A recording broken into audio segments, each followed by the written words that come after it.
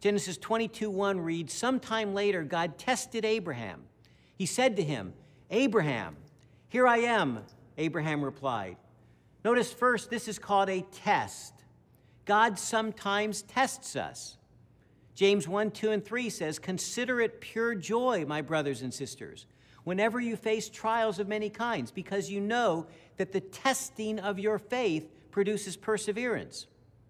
God allows us to experience difficult times to make us stronger, to produce spiritual maturity. Now, we must distinguish between testing and tempting.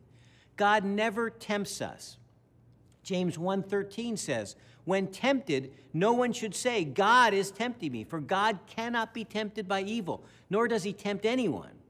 God does not tempt to sin, but he does test." So what's the difference?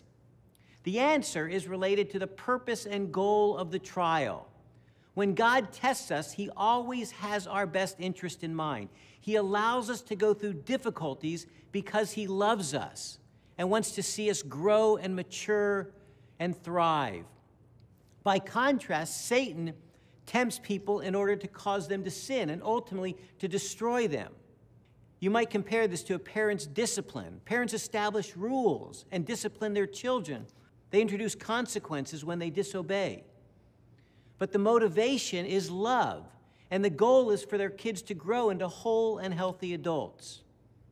In the same way, God tests Abraham out of love to strengthen him in his faith.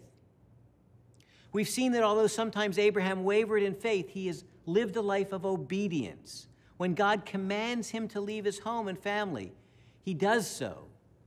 Abraham obeyed.